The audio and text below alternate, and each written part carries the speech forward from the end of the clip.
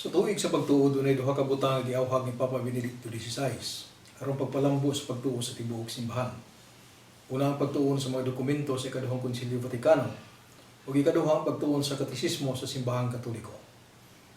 Atong gihimo kining mga programa uban ang panghinaot nga kini makatampo ngadto sa pagpalambo sa pagtuo sa daghang mga Katoliko ug sa pagdani usab niadtong wala pamasayod mahitungod kang Kristo sa iyang simbahan. Kini nga programa o sa programa sa Katolikong Catechesis o Apologetics. Sa may gihugdan ni atong programa atong giskutan ng panudlo sa katisismo sa Iglesia Katolika mahitungod sa katapos tawhanong salabutan o rason sa paghidangat nito sa paghibalo sa pagkadunay Dios isip mo igigikanan o tinubdan sa tanang butang. Sa parapho 31 ang atong katisismo nagtudlo kanato nga dunay duha ka gigikanan sa atong paghibalo sa pagkadunay Dios. Ang una mao ang universo nga atong nasinati nga naglibot kanato ug diin diha niini kita naglungtad ug sa atong pagpamalandong sinungdan sa pagkamao sa mga butang ug ang ikaduha mao ang tawhanong persona diha sa atong pagpamalandong sa atong kaugalingong pagkakita. Sa parapho 35 ang katisismo nagtudlo kanato nga dunay duha ka mahinungdanong kapuslanan sa mga argumento sa pagkadunay Dios. Ang una mao nga kini mo andam sa tao alang sa pagtuo ug ikaduha mao pagpakita nga ang pagtuo dili sumpaki sa rason. Nining higayon na atong iskutan ang nagkalain-laing argumento sa pagprueba sa pagkadunay Dios. Atong nasayran nga daghang mga tao, mga magtutuo ug mga dili magtutuo, ang nagduda kung ang pagkadunay Dios mahimo ba nga mapruebahan o mapamatudan. Ang pangutana mahitungod sa pagkadunay Dios usa sa labing karaang pangutana nga gitagad sa filosofiya, sa teolohiya o gani sa mga higayon sa siyensya mismo. Alam kanato mahinungdanon ang tubag nining mga pangutana sa pagkadunay Dios. Ang mga prueba sa pagkadunay Dios usa ka mahinungdanon nga unang ang sa pag-abli sa unahuna ngadto sa posibilidad sa pagtuo. Diha sa pagpapa sa pipila ka mga ali ubabag nga nagpugong sa mga tao sa paghatag og igong kredibilidad sa Dios nung pagpadayag sa seryoso nga paagi. Kay pananglit kuno sa atong labing maayog, labing matinud-anon nga pagpamalandong sa kinaiya sa mga butang. Muhatod ka nato sa pagdanaw sa pisikal nga universo, ingon nga nagbarog sa iyang kaugalingon ug wala patong haa. Sa pagkakita sa iyang porma ingon nga resulta sa wala tuyo ang mga paglihok, hawa sa bisan unsang plano o tuyo. Dili gayud kita mohatag og dakong pagtagad sa pagbasa sa Biblia nga nag-ingon nga naay Dios sa gugma o nga ang kalangitan nagpadayag sa iyang himaya. Tingali dili nato hatagan og dakong pagtagad sa seryoso nga paagi ang bisan unsang pangangkon nga magbubuhat namo ug mipadayag sa iyang kaugalingon. Sumala pa sa giingon sa tawo, dili ako makatuo nga kita mga anak sa Dios tungod kay dili ako makatuo nga naay Dios nga makahimo sa maong pagsagop. Sa ato paghisgot nini nga mga argumento ato kining gibahin ngadto sa duha ka mga litunganay nga grupo subay sa gitudlo sa katisismo. Una kato mga argumento nga nagsukad sa ilang pagpamatuod gikan sa mga butang nga naglibot kanato o kini gikan sa universo o gitawag og cosmological arguments. O ikaduha katong mga argumento nga gipasukad gikan sa sulod kanato isip tao ang gitawag nato og psychological arguments. Ang grupo sa mga cosmological arguments nagsugod uban kang St. Thomas Aquinas nga nabantog nga 5 ka paagi nga ato nang naisgutan sa daklit sa miaging hugna nining atong programa. Ang 5 ka paagi ni St. Thomas Aquinas dili mao pinakasayon sa mga argumento ug busa posible nga dili kayo madanihon alang sa daghang tao. Busa nga kung ihangyo kaninyo mao ang pagdisiplina sa atong salabutan. Matuod nga pipila sa mga argumento nga moprueba sa pagkadunay Dios lisod sabton apan dili sa imposible nga ato kining masabtan kung atong ubanan sa pagbudlay sa atong salabutan. Ang ngayon atong timaan nga ang Summa Theologiae nga gisuwat ni St. Thomas Aquinas, iyang gitumong dili lamang sa mga nabansay na sa filosofiya o teolohiya, kundi iya usab kining gitumong nga rikanato ng mga ordinaryo nga mga laiko. Sa dili pa kung moadto sa mga argumentos pagkadunay Dios, ang usab natong masayran sa sinugdan pa lang nga dili usab ang tanang argumento nga nagsama og gibugaton. Pananglit ang Pascal's wager sa tinuray dili argumentos pagkadunay Dios, kundi dili usa ka argumento alang sa pagtuo diha sa Dios, isip usa ka pagpili sa tabla ug daog. Ug ang pagsalikoy sa pagkadunay Dios may pagpili sa tabla ug pildi. Lain usab nga argumento ang ontological argument, gituhuan sa daghan nga dunay fundamento nga kadili tulid sa hanay sa iyang pagpangatarungan. Apan ato kining isgutan tungod kay kini nabanto usab og makadani o posible nga mahimong kadipinsahan pinaagi sa bag-o nga paagi sa paghanay niini. Ang ubang mga argumento sama sa argumento pinasukad sa mga milagro, ang argumento gikan sa tinhuanong kasinatian o ang argumento pinasukad sa hiniusa nga pag-uyon moangkon lamang sa lig-on nga posibilidad. Apan dili pinasukad sa pagpruiba nga kasiguruhan. Ato sila giapil tungod kay sila bahin man sa usa ka lig-on nga tiningog nga pagpamatuod. Atong gihunahuna nga pipila lamang niini nga mga argumento kung lantawon sa tinagsa o bulag sa usa nagmatuod sa pagkanaaso sa kapagkamao na naghupot sa pipila ka mga hiyas nga ang Diyos lamang ang makahupot. Tungod kay walay usa sa argumento ang makapamatuod sa tanang Diyos ng hiyas. Apan kining kahuan ka mga argumento kung atong lantawon sa ilang panagkuyog sama kini sa gilubid nga bisig muhimog lig-on kaayo nga kaso pabor sa pagkadunay Dios. Ang unang prueba nga atong iskutan mao argumento pinasukad sa mga kausaban kung gitawag og argument from change sa mga kausaban nga atong makita sa atong palibot.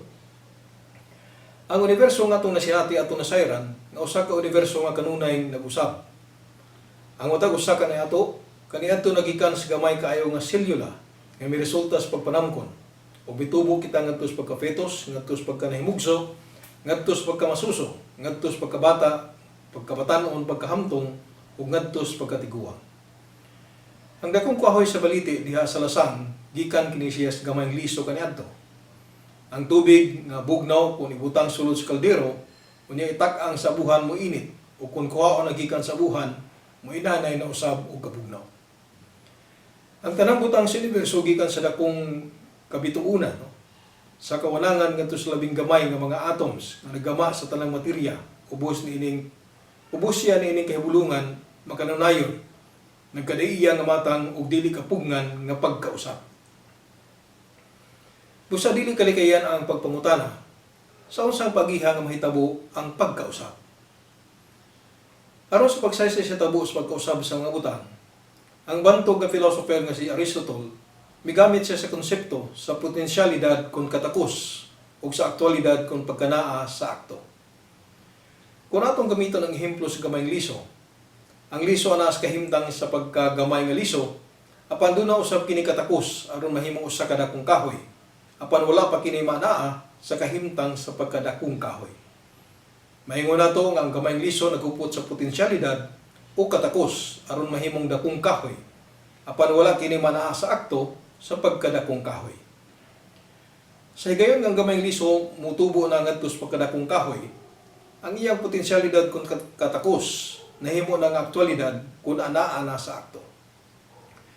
Busa ang potensyalidad usa ka butang ang potensyalidad sa usa ka butang maong kahimtang ngadto niini mahimo kining mausab apan wala pa kini mahidangat ngadto niini. Samtang ang aktualidad kung pagkanaa sa akto sa usa ka butang maong paghidangat o pagkabot sa katumanan sa iyang potensyalidad o katakos. Busang kausaban mao ang pagkabalhin sa kahimtang sa usa ka butang gikan sa potensyalidad kun katakos ngadto sa akto kun katumanan. Karon ang pangutana aron sa pag-eksplikar sa pagkausab, ato bang tan-awon ang butang nga nausab sa iyang kabulingon lamang o kinahanglan ba nga dunay laing butang o mga butang nga mao hinungdan sa maong kausaban? Dayag na lang nga dunay laing mga butang nga mitampo sa maong kausaban. Walay butang nga makahatag sa iyang kabulingon sa unsay wala nini mapatawni. Ug ang butang nga nausab wala makupot karon sa unsay mahuptan nini sa dihang kini mausab. Pananglit ang mga butang nga bugnaw, dili mo init sa ilang kaugalingon, kung dili pinaagi sa butang nga nagkupot ng daan sa kainit, sama sa kalayo. Ang resulta sa putanan sa pagkausab dili mahimong anaa na sa akto sa wala pa ang pagkausab. Ang butang nga nausab nagsugod usab sa katakos lamang sa pagkausab. Apan kini nagkinahanglan sa lihok sa ubang mga butang aron sa paghimo sa maong katakos nga manaa sa akto. Hawa ni ning influensya sa ubang mga butang, dili kini moagig pagkausap. Karon ang mga butang nga mao hinungdan sa paghimong akto sa potensyalidad sa ubang mga butang, kini sila ubos usab sa pagkausap. Busa bisan kini sila nagkinahanglan usab og lain aron paghimong akto sa ilang potensyalidad. Kay kung dili, dili sila mausab. Bisan pa og pipila o pila ka mga butang ang anaa nini nga kutay, ang matag usa nagkinahanglan og lahi o lain nga lahi sa iyang kaugalingon aron nga ang maong butang makapahimong akto sa iyang potensyalidad. Karon ang universo mao sumatotal kung katingbanan sa tanan niini nga mga butang nga nangausab.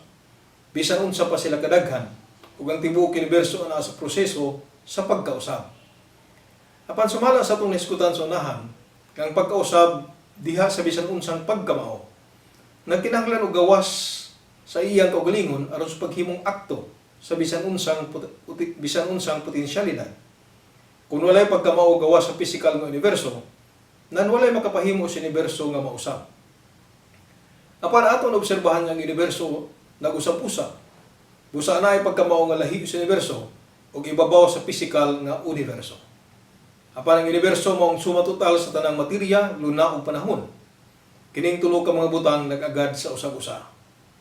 Busa kining pagkamao nga nahigawas sa universo, nahigawas usab sa materya, sa luna ug sa panahon.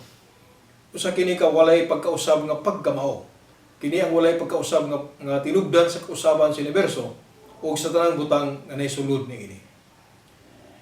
Ato karon sumadahon ang mga argumento nga ato nang nalatin. Ang unang punto mao nga atong napanidan nga ang mga butang sa atong palibot ubos sa pagkausab. Ug sunod apan ang pagkausab diha sa mga butang kumikan sa lihok sa ubang butang nga bisan kini sila ubos usab sa pagkausab. Ang universo naglangkob sa tanang butang nga dunay kausaban ug ang tibuok universo ana usab sa kahimtang sa pagkausab. Kung walay ana gawas sa universo, walay makapadangat sa kausaban sa universo. Apan ang universo ubos sa pagkausab, busa ana ay pagkamao gawas sa universo. Apan ang universo mao natingban sa tanang materya, dapit ug panahon. Busa ang maong pagkamao nga gawas sa universo, gawas sa materya, dapit ug panahon. Sa katapusan kini nga pagkamao walay potensyalidad diha kaniya o kini lunsay nga aktwalidad. Kini nga pagkamao maong dili mausab nga gikanan sa pagkausab. Kini ang gitawag nato Dios. Ang ikaduhang argumento nga atong iskutan karon mao ang argument from efficient causality kung pruiba gikan sa mahimong nga kausalidad. Ubos nining argumento atong napanidan nga dunay mga butang nga mohinungdan sa pagkanaa sa ubang mga butang. Mahimo nga sila mahinungdan nga nung usa ka butang nagsugod sa pagkanaa o dili ba ka nagpabilin nga naa o dili ba ka kining duha. Ang atong mga ginikanan pananglit mohinungdan nga nung mitungha kita. Apan bisan pa niini wala nato sila kinahanglan sa padayon natong pagkaniya. Tungod kay inigabot na nato sa ustong pagtubo, mahimo naman kita nga mabuhi bisan kun wala nang atong mga ginikanan. Doon na sa mga butang nga bisan kung dili sila mo idirekta na hinungdan sa atong pagtungha. Apan nato silang gikinahanglan sa padayon natong paglungtad. Pananglit ang hangin nga atong giginhawa, ang tubig nga atong giinom, ang pagkaon nga atong gikaon, ug ang kahayag sa adlaw. Atong gikinahanglan sa padayon natong paglungtad, bisan pa kung dili sila mo hinungdan sa atong pagtungha. Ana usab ang mga butang nga mo hinungdan sa pagsugod sa pagkanaa sa usa ka butang, o gikinahanglan usab niini sa padayon niini nga pagkanaa. Pananglit ang usa ka musikero nga nagpatukar sa piano, mao ang hinungdan sa musika nga atong nadungog. Kung ang musikero mohunong sa pagtukar sa piano, mohunong usab ang musika. Busa kadtong mga butang nga mao hinungdan sa pagtungha o sa padayon nga pagkanaa sa laing mga butang, mao matawag nato nga efficient cause o sa Binisaya mahimuon nga kausalidad. Karon mangutana ta sa atong kabulingon, ang tanan bang butang gihimong anaa pinaagi sa ubang mga butang niining kutlua? Pananglit kon ingon ni ana, o pananglit nga atong ingnon nga walay Dios o walay pagkamaukan sang esensya, maong pagkanaa o dili siya mahimong dili manaa, mugawas nga wala untay butang nga naa karon. Atong hinumduman nga diha sa walay Dios nga baruganan, ang tanang butang nagkinahanglan sa karon nga kausa, kun hinungdan gawas sa ilang kaugalingon aron sila padayon nga manaa. Busa sa pagkakaroon ang tanang butang, lakip kadtong mga butang nga mohinungdan nga naa ang ubang mga butang nagkinahanglan og kausa kun hinungdan sa ilang pagkanaa. Sila makahatag lamang sa pagkanaa kana kung sila nakadawat sa pagkanaa. Busa ang tanang butang nga anaa base sa baruganan nga walay Dios nagkinahanglan nga himuong anaa. Apan ang dakong pangutana mao, gihimong anaa sa unsa? Saylo sa tanan nga anaa, wala na kitay matudlo pa nga lain. Apan kini nga pagkasulti usa ka panagsumpaki. Ang tanang anaa nagagad sa lain, apan nagagad ay sa wala. Ang pag-ingon nga ang tanang pagkamao gihimong anaa o nga walay pagkamao nga wala himua nga manaa, naglambigit kini siya usa ka panagsumpaki. Busa na gayoy pagkamao nga wala himuang anaa, usa ka pagkamao kansang esensya, mao ang pagkanaa og dili mahimo nga dili siya manaa, o gikan kani ang tanang butang nagkuha og nagagad sa ilang pagkanaa. Ang existence kon pagkanaa sama sa kagasa nga gihatag gikan sa kausa kon hinungdan ngadto sa epekto kon sangputanan. Kung walay pagkamao nga nakupot sa maong gasa, ang maong gasa dili mahipasa diha sa kutay sa mga mudawat bisan unsa kataas o kamubo sa maong kutay. Kung ang matag usa kinahanglan nga mohulam og libro, apan walay usa nga naghupot niini, nan walay makadawat niini. Kung walay Dios kinsa naghupot sa pagkanaa tungod sa iyang walay sinugdanan nga kinaiya, nan ang gasa sa pagkanaa dili mahimong mahipasa diha sa kutay sa mga binuhat o kita dili gayud makabato niini. Apan kita nagbato niini. Kita ana, busa ana gayo Dios. Usa ka wala patunghaa, wala mosugod sa pagkanaa nga pagkamao. Kinsa wala magkinahanglan nga mudawat sa pagkanaa sama kanato ug ingon sa matag usa diha sa kutay sa mga midawat sa pagkanaa.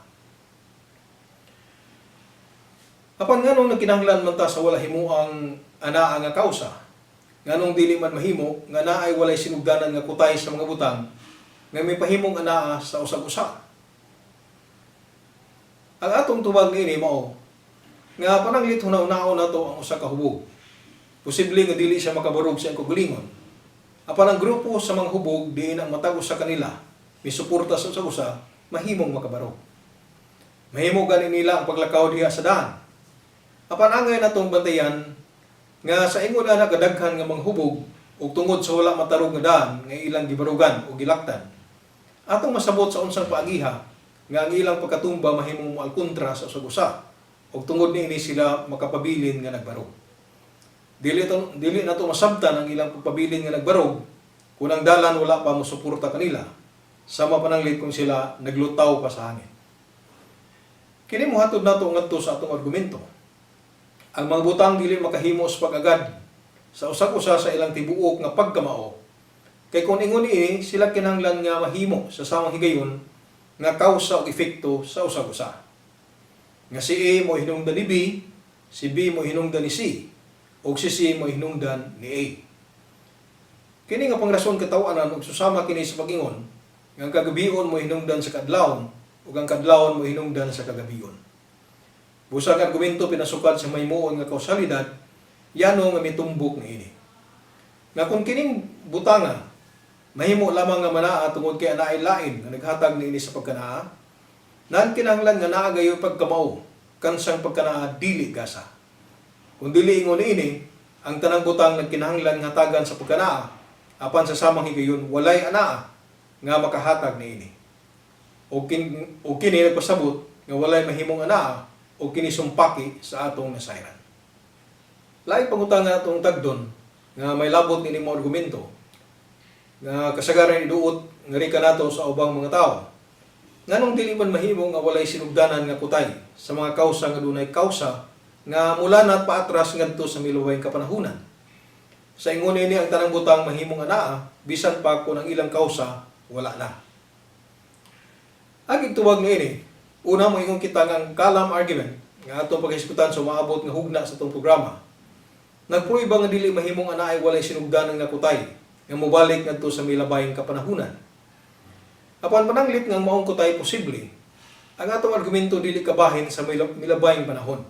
O kini valido bisan pa kung ang milabayng panahon dunay sinugdanan o wala. Kini gumikan kay ang atong argumento mahitungod sa mga butang nga naa niining gudluwa. Pananglit sa akong pagsulti sa inyong pagpamati, kita nagagad sa ubang mga butang. Kita dili karon makalungtad kung wala ang ubang mga butang nga anaa. Pananglit ana ay pito sa maong mga butang. Kung kining pito ka mga butang wala muluntad, mauusab kita. Karon pananglit ang maong pito ka mga butang nag-agad usab sa laing mga butang sa ilang pagkanaa. Kung wala kini ang pito nga mohinungdan sa atong pagkanaa, wala unta, og mauusab kita. Karon atong hunaw-naon nga ang tibuok naglangkob kanato og sa pito ka mga butang nga nagpaluntad kanato.